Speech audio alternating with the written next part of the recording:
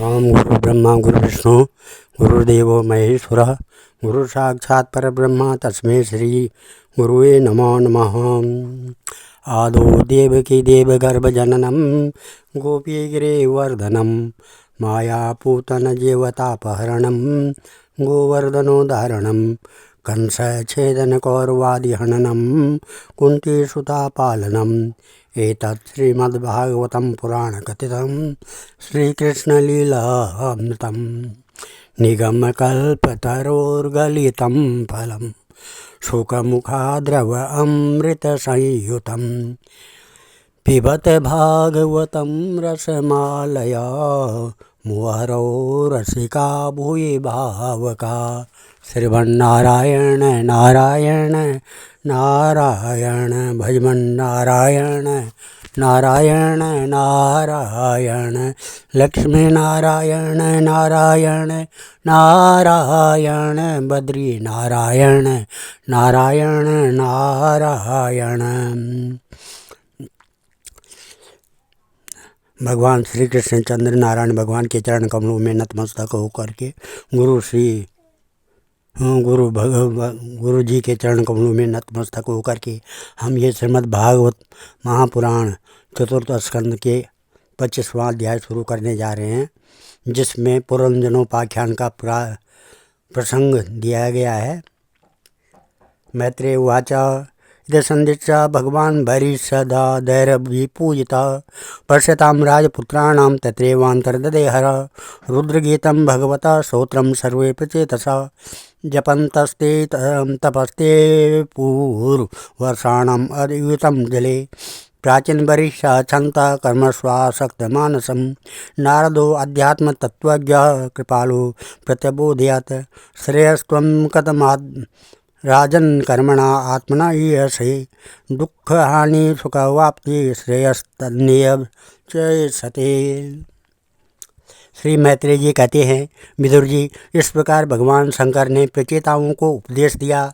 फिर प्रचेताओं ने शंकर जी की बड़ी भक्ति भाव से पूजा की। इसके पश्चात वे उन राजकुमारों के सामने ही अंतर्ध्यान हो गए। सबके सब प्रचेता जल में खड़े होकर भगवान रुद्र के बताए स्तोत्र का जप करते हुए 10,000 वर्ष तक तपस्या करते रहे।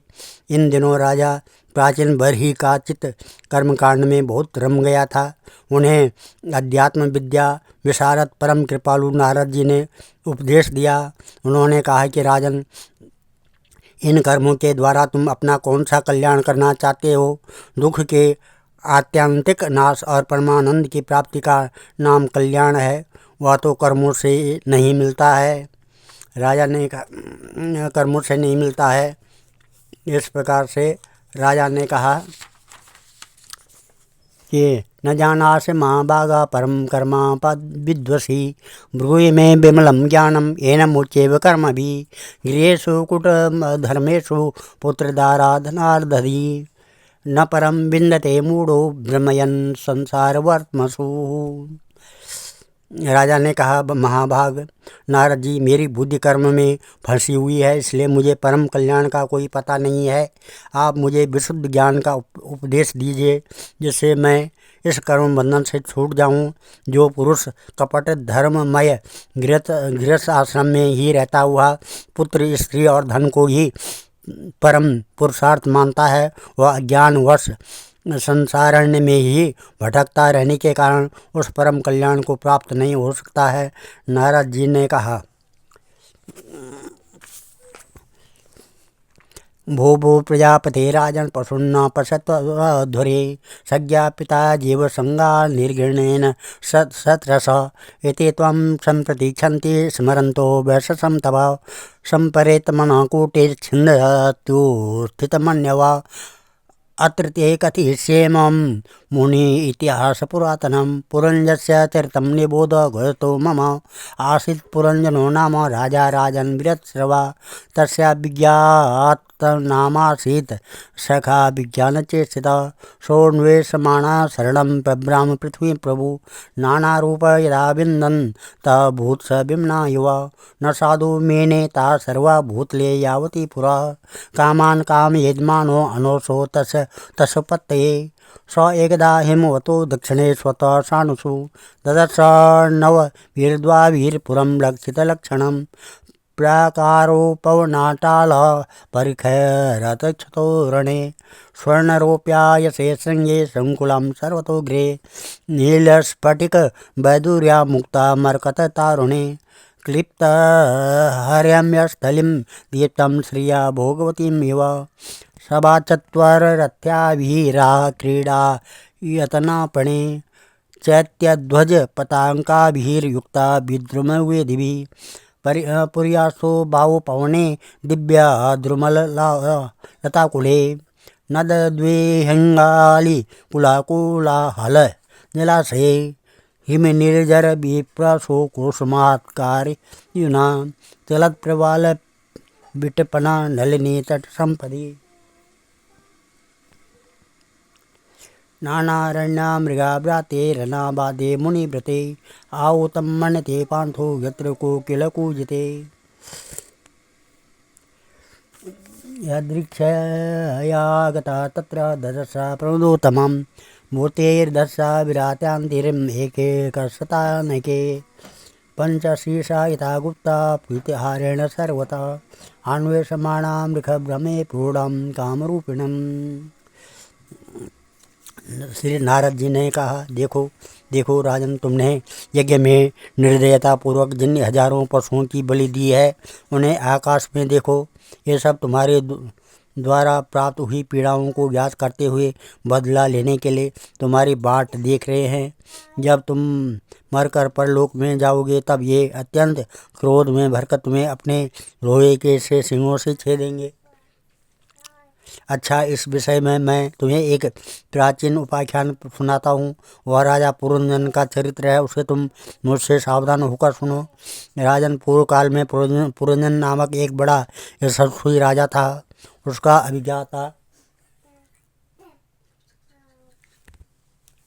अभिज्ञात नामक एक मित्र था। कोई भी उसकी चेष्टाओं को समझ नहीं सकता था। राजा पुरंजन अपने रहने योग्य स्थान की खोज में सारी पृथ्वी में घूमा, फिर भी जब उसे कोई अनुरूप स्थान न मिला तब वह कुछ उदास सा हो गया। उसे तरह तरह के भोगों की लालसा थी। उन्हें भोगने के लिए उसने संसार में जितने नगर देखे, उनसे भी कोई भी उसे ठीक न जचा। एक दिन उसने हिमालय के दक्षिण तटवर्ती शिखरों पर कर्मभूमि भारतखंड में एक 9 द्वारों का नगर देखा। वह सब प्रकार के सुलक्षणों से संपन्न था। सब ओर से परकुटों, बगीचों, अट्टारियों, खाइयों, झरोकों और राजद्वारों से सुशोभित था और सोने चांदी तथा लोहे के शिखरों वाले विशाल भवन से खचाखच भरा हुआ था। उसके महलों की फर्शें नीलम, स्फटिक, वैदूर्य, मोती, पन्ने और लालों की बनी हुई थी। अपनी कांति के कारण वह नागों की राजधानी भोगवतीपुरी के समान जान पड़ता था।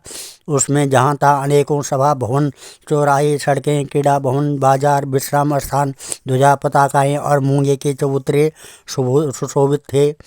उस नगर के बाहर दिव्य वृक्ष और लताओं से पूर्ण एक सुंदर बाग था। उसके बीच में एक सरोवर सुशोभित था। उसके आसपास अनेकों पक्षी भांति भांति के बोली बोल रहे थे तथा भौरे गुंजार कर रहे थे।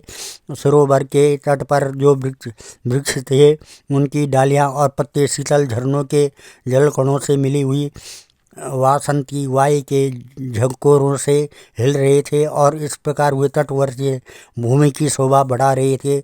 वहाँ के अन्य पशु भी मुनि जनोचित अहिंसादि व्रतों का पालन करने वाले थे, इसलिए उनसे किसी को कोई कष्ट नहीं पहुँचता था। वहाँ बार बार जो कोकिल की कुहू ध्वनि होती थी, उससे मार्ग में चलने वाले बटोहियों को ऐसा भ्रम होता था मानो वह बगीचा विश्राम करने के लिए उन्हें बुला रहा है। राजा पुरंजन ने उस अद्भुत वन में घूमते घूमते एक सुंदरी को आते देखा जो अकस्मात उधर चली आई थी।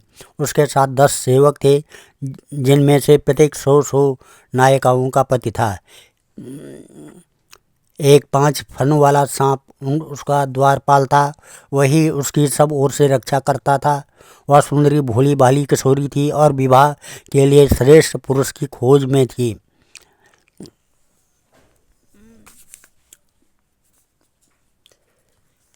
सुनासं श्रुति बाला सुकुपोला वराननां समयेत्यस्य कर्णाभ्यं बिभ्रति कुण्डलाश्रितं प्रसङ्गदेवी शुश्रोणि श्यामं कनकमेखलां पद्भ्यां कर्णद्वाभ्यं चलति नूपुरदेवतामिव स्तनो व्यञ्जत कैशोरे समावृतो निरन्तरो वस्त्रान्तेन निगूहन्ति क्रीडया गजगामिनीं तामहं ललितं वीरासभ्रीडा स्मितशोभनां स्निग्धदेनापाङ्गपुङ्खेन स्पृष्टा प्रेमोद भ्रमद्भ्रुवा का त्वं कञ्चपलासाक्षी कस्यास्य कुतः सती इमापुरपुरी वीरु किं चिकीर्षसि ससम्ये क एतेनोपथा एत एकादश महाभटा एतावाललना शुभ्रो कोऽयं ते हि पुरस्सरः।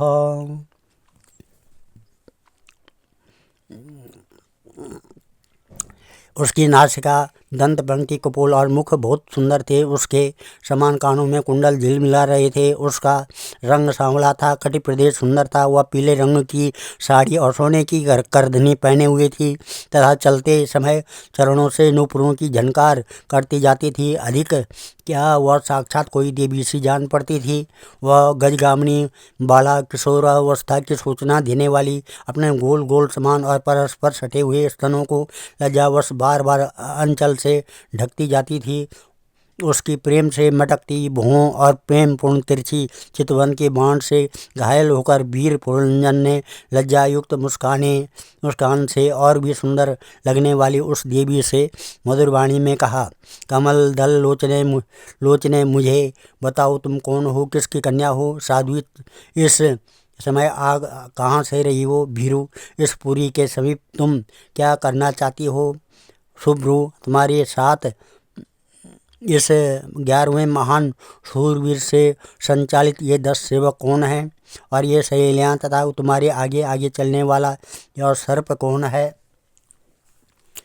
त्वं ह्रीय भुवान्यस्त वाग्रम पतिं विचिन्वतीं किं मुनिभद्रो हवन्ये त्वदङ्घ्रिकामाप्त समस्तकामं क्व पद्मकोशपतितः कराग्रात् नासंवरो वन्यतमं भूयस्पृक् पुरे इमं वीरवरेण साकम् अर्हस्यलङ्कारतु मदकर्मणा लोकं परं श्रीरिव यज्ञपुंसां यदेशमापाङ्गविखण्डितेन्द्रियं सव्रीडभावास्मितविभ्रमद्भ्रुवा त्वयोपसृष्टो भगवान् मनोभव प्रभादितेथानुगृहाण शोभने तुदाननं शुभ्रसुरातरलोचनं व्यालम्बिनीलालकवृन्दसंवृतं उण्डीव मे दर्शय बल्गुवाचकं यद्व्रीडया नाभिमुखं शुचिस्मृते।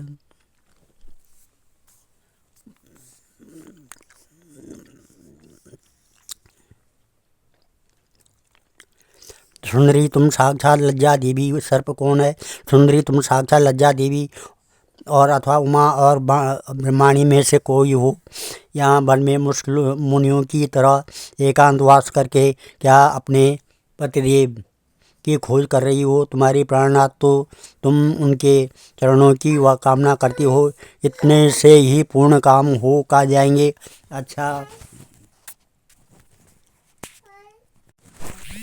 अच्छा, ये तुम साक्षात कमला देवी हो तो तुम्हारे हाथ का क्रीड़ा कमल कहाँ गिर गया?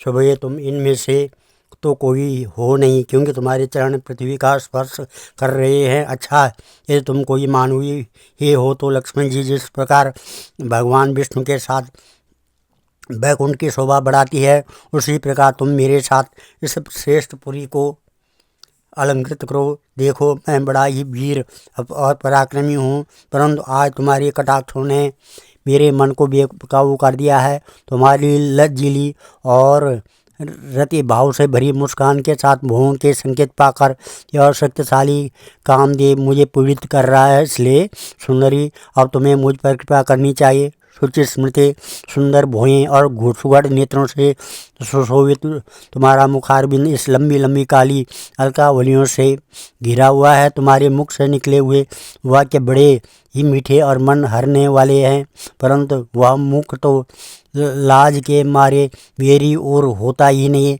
जरा ऊंचा करके अपने उस सुंदर मुखड़े का मुझे दर्शन तो कराओ। श्री नारद उवाच इत्थं पुरंजनं नारी यचास्मानम् अधीरवत् अभिनन्दतः तं वीरं हसन्ति वीरमोहिता न विदाम वयं सम्यक् कर्तारं पुरतर्षभा आत्मनश्च परस्यापि गोत्रं नाम च यत्कृतं यद्य रसन्तमात्मानं विदामः न ततः परम् येनेदं निर्मिता वीरा पुरी शरणा आत्मना एते सखाय सख्यो मे नरा नार्य सन्मानदा सुप्तायां मयि जागर्ति नागोऽयं पालयन् पुरीं दृष्टागतोऽसि भद्रं ते ग्राम्यन् कामनैप्से उदरिष्यामि तास्तेऽहं स्वबन्धुविररिन्दरम् इमां त्वमधितिष्ठा स पुरी नवमुखीं विभो वयोपनीतान् गृह्णान् कामभोगान् शतं समा कं नो त्वदन्यं रमये हरितिज्ञं कोविदम् असप्यपरायाभिमुखा अश्वत्थनविदं पशुं धर्मो याथा नृतकमामो च प्रजानन्दो अमृतं यशा लोकाभिशोका बिरजा यान न केवलिनो विदु पितृदेवर्षिणमर्त्यानां भूतानाम् आत्मसः क्षेम्यं वदन्ति शरणं भुवे अस्मिन् यद्गृहाश्रमा कारणानाम वीरं विख्यातं वदान्य प्रियदर्शनं न वृणीत प्रियं प्राप्तं मादृशं त्वादृशं पतिम्।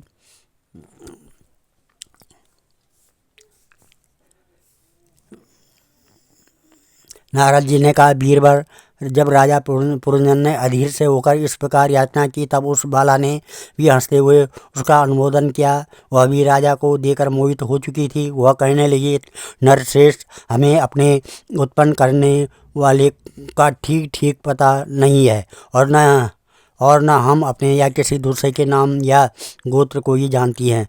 बीरबल, आज हम सब इस पुरी में हैं, इसके सिवा मैं और कुछ नहीं जानती।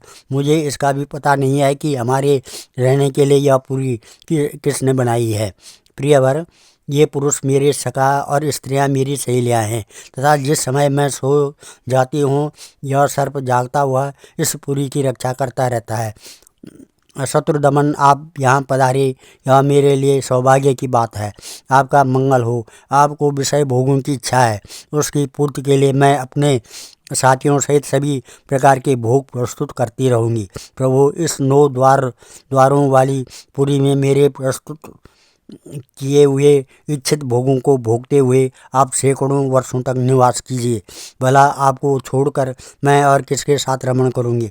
दूसरे लोग तो न रति सुख को जानते हैं, न विहित भोगों को ही भोगते हैं, न परलोक का ही विचार करते हैं और न कल क्या होगा इसका ही ध्यान रखते हैं। अतएव पशुतुल्य हैं। ओहो, इस लोक में गृहस्थाश्रम में ही धर्म, अर्थ, काम और संतान सुख, मोक्ष, सुयश और स्वर्ग आदि दिव्य लोकों की प्राप्ति हो सकती है।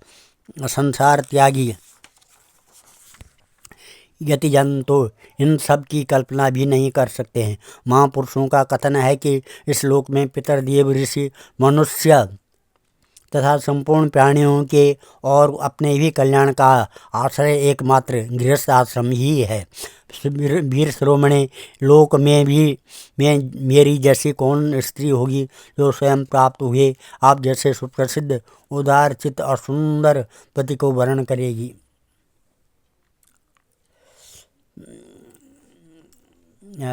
कस्या मनस्ते भूय भोग्य भोग्यो स्त्रियाणं सज्जेद भूयोर्महाभुजा यो नाथ वर्गादिमलं घृणोद्वता स्मृतावलोकेन चरत्यपोहितम्।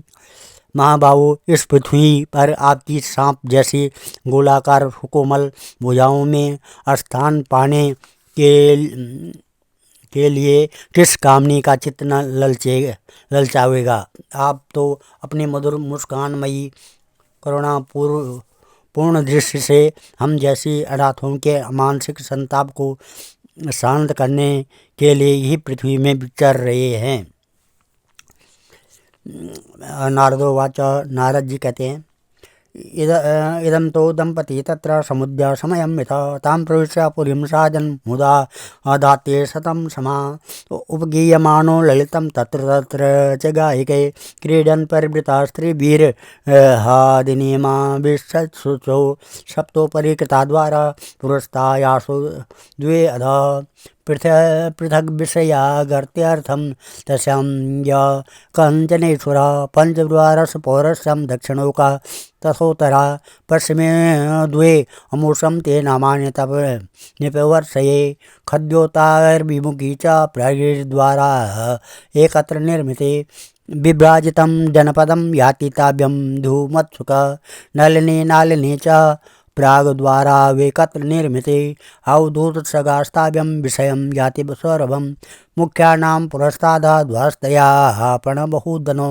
विषयो याति पुरंगाज्ञ सज्ञविपणान्विता पितृनृपापुर्याद्वा दक्षिणे पुरंजना राष्ट्रं दक्षिणा पाञ्चालं याति श्रुतधरान्विता देवुर्नाम पुर्याद्वा उत्तरेण पुरंजना राष्ट्रम उत्तरम पांचालं याति श्रुतधरानुता आसुरीणां पश्चाद् द्वास्तया याति पुरंजनः ग्रामकं नाम विषयं दुरदेशमनुता नैऋतीर्णां पश्चाद्वास्तया याति पुरंजनः द्वैशसं नाम विषयं लुब्ध केन समन्वितः।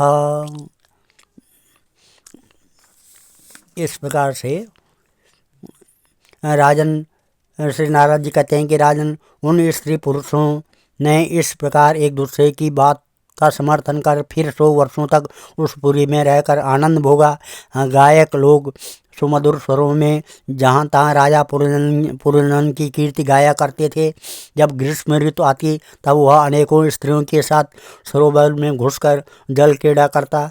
उस नगर में जो 9 द्वार थे उनमें से 7 नगरी के ऊपर और 2 नीचे थे। उस नगर का जो कोई राजा होता उसके अलग अलग देशों में जाने के लिए ये द्वार बनाए गए थे।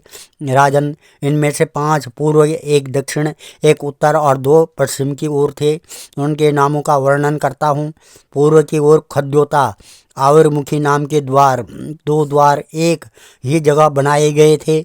उनमें होकर राजा पुरंजन अपने मित्र धूमान के साथ विभ्राजित नामक देश को जाया करता था। इसी प्रकार उस ओर नलिनी और नालिनी नाम के 2 द्वार और भी एक ही जगह बनाए गए थे। उनसे होकर वह अवधूत के साथ सौरभ नामक देश को जाता था। पूर्व दिशा की ओर मुख्या नाम का जो 5वां द्वार था उसमें होकर वह रसज्ञ और विपण के साथ क्रमशः बहुधन और आपण नाम के देशों को जाता था। पुरी के दक्षिण की ओर जो पितुहु नामक द्वार था उसमें होकर राजा पुरंजन श्रुतधर के साथ दक्षिण पांचाल देश को जाता था। उत्तर की ओर जो देवहु नामक द्वार था उसे श्रुतधर के ही साथ वह उत्तर पांचाल देश को जाता था।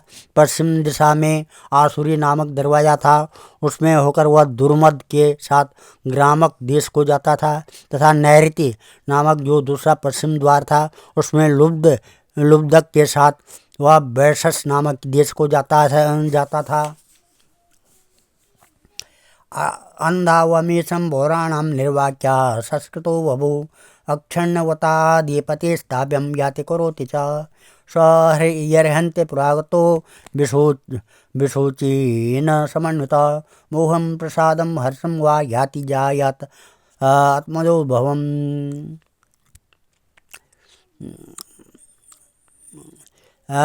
ये 2 नागरिक अंधे थे।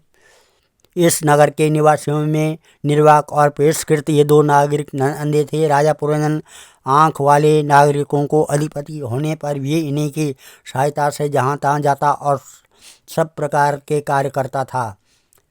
जब कभी अपने प्रधान सेवक विशोचीन के साथ अंतःपुर में जाता तब उसे स्त्री और पुत्रों के कारण होने वाले मोह, प्रसन्नता एवं हर्ष आदि विकारों का अनुभव होता था।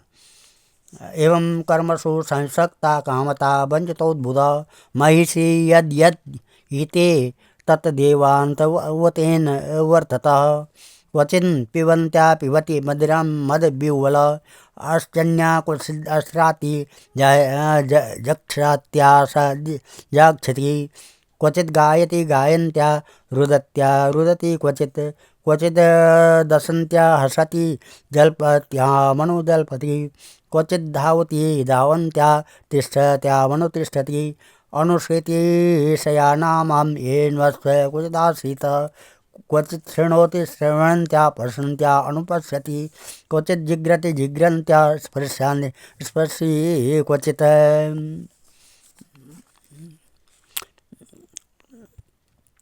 वह जब मद्यपान करती इस प्रकार से उसका चित्त तरह तरह के कर्मों में फंसा हुआ था। काम परवश होने के कारण वह मूढ़ रमणी के द्वारा ठगा गया था। उसकी रानी जो जो काम करती थी वह भी करने लगता था। वह जब मद्यपान करती तब वह भी मदिरा पीता मद से उन्मत्त हो जाता था। जब वह भोजन करती तब आप भी भोजन करने लगता। जब कुछ चबाती तब आप भी वही वस्तु चबाने लगता। इसी प्रकार कभी उसके गाने पर गाने लगता, रोने पर रोने लगता, हंसने पर हंसने लगता और बोलने पर बोलने लगता। वह दौड़ती तो आप भी दौड़ने लगता, खड़ी होती तो आप भी खड़ा हो जाता, सोती जो तो आप भी उसी के साथ सो जाता और बैठती तो आप भी बैठ जाता। कभी वह सुनने लगती तो आप भी सुनने लगता, देखती तो देखने लगता, सूंघती तो सूंघने लगता और किसी चीज़ को छूती तो आप भी छूने लगता। क्वचित् शौचवतीं जायन् अनुशोचते दीनवत् अनुहर्ष्यते हृष्यतां मुदिता मनोमोदते विप्तिलब्धो महेश्वेशं सर्वप्रकृति वञ्चिता नेच्छन्न नुकरोत्यग्र क्लेब्या क्रीडमृगो यथा। इस प्रकार से कभी उसकी प्रिया शोकाकुल होती तो आप भी अत्यंत दीन के समान व्याकुल हो जाता। जब वह प्रसन्न होती तब आप भी प्रसन्न हो जाता और उसके आनंदित होने पर आप भी आनंदित हो जाता। इस प्रकार राजा पुरंदर अपनी सुंदरी रानी के द्वारा ठगा गया। राजा प्रकृति वर्ग पर कर ही सबको धोखा देने लगा। वह मूर्ख विवश होकर इच्छा न होने पर भी खेल के लिए घर पर पाले हुए बंदर के समान अनुकरण करता रहता था। आज हम इस अध्याय को यहीं पर समाप्त करते हैं और कथा को यहीं पर विराम देते हैं। कल 26वां अध्याय राजा पुरंदर का शिकार खेलने वन में जाना और रानी का कुपित होना, ये कथा होगी।